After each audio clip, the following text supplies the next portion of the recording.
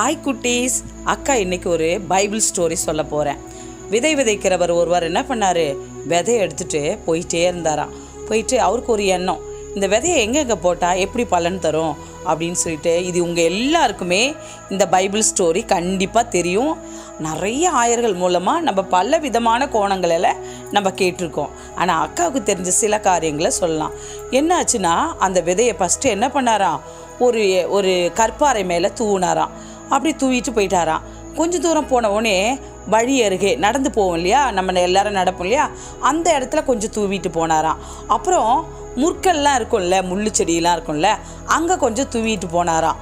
இன்னொரு இடத்துல பார்த்திங்கன்னா நல்ல நிலம் இருந்துச்சான், அதில் தூவிட்டு போயிட்டாராம். இதோடைய பலன் எப்படி இருக்குது பார்க்கலாம் அப்படின்னு சொல்லிட்டு ஒரு 2 வாரம் கழித்து வந்தாராம். ஃபஸ்ட்டு பாறை மேலே போட்டார் இல்லையா அந்த விதை, அது என்ன பண்ணிச்சா கொஞ்சம் வேர் விட்டு வந்து அது என்னாச்சான், அப்படியே வேரே விடாமல் தீஞ்சு போய் வேர் தான் உள்ளே இறங்கலையே தீஞ்சு போச்சான்.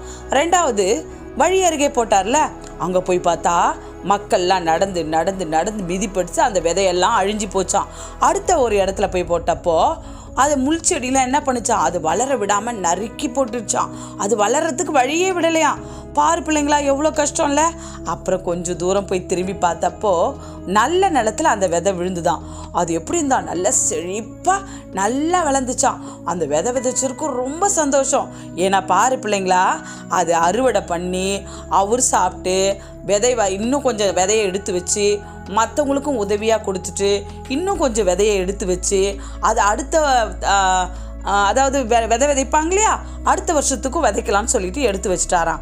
பாருங்கள், 160 பலன் கொடுத்த அந்த விதை என்னாச்சு, அவருக்கும் உதவிச்சு மற்றவங்களுக்கும் உணவாக அமைச்சது, அடுத்த வருஷத்தும் விதைக்கிறதுக்காகவும் எடுத்து வைக்கப்பட்டது. இது போல தான் ஆண்டவருடைய வசனமும்.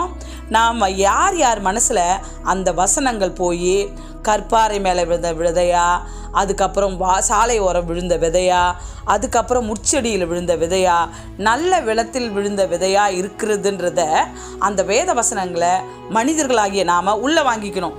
சின்ன பிள்ளைங்க தானேக்கா, எங்களுக்கு எதுக்கா இதெல்லாம், நாங்கள் போக போக பிடிச்சிப்போம். அப்படி இல்லை பிள்ளைங்களா, சிறு வயதிலிருந்தே பிள்ளைகளுக்கு ஆண்டவருடைய வேத வசனங்களை உன்னிப்பாக கவனித்து ஆயர் சொன்னாலும் ஊழியக்காரங்க சொன்னாலும் யார் ஆண்டவருடைய வார்த்தையை சொன்னாலும் அதை பிடிச்சு தங்களுடைய இருதயத்தை வளமான இருதயத்தில் என்ன பண்ணோம், பதிவு பண்ணணும். அது நீ சாகிற வரைக்கும் உன் கூட வந்து உனக்கு உதவி புரியும். பிள்ளைங்களா, ஆபத்து காலத்தில் என்னை நோக்கி கூப்பிடு, அப்பொழுது உனக்கு எட்டாததும் பெரிய காரியங்களை செய்வேன்னு ஆண்டவர் சொல்லியிருக்கார் இல்லையா. நாம் எப்படி இருக்கணும்னா அந்த வேத வசனங்கள் படி நடக்கவும் தெரியணும். அது சரியுமா, அவர் எப்போவுமே ஒரு விஷயம் கூட இருக்குது, நாம் விதையை போட்டுடலாம், ஆனால் நம்ம தண்ணி கூட ஊற்றிடலாம், அதை விளைய செய்கிற யார் தெரியுமா, நம்ம ஆண்டவராகிய கர்த்தர். பிள்ளைங்களா, நீங்களும் அப்படி இருக்கணும். சரியா குட்டீஸ்? பாய் குட்டீஸ்.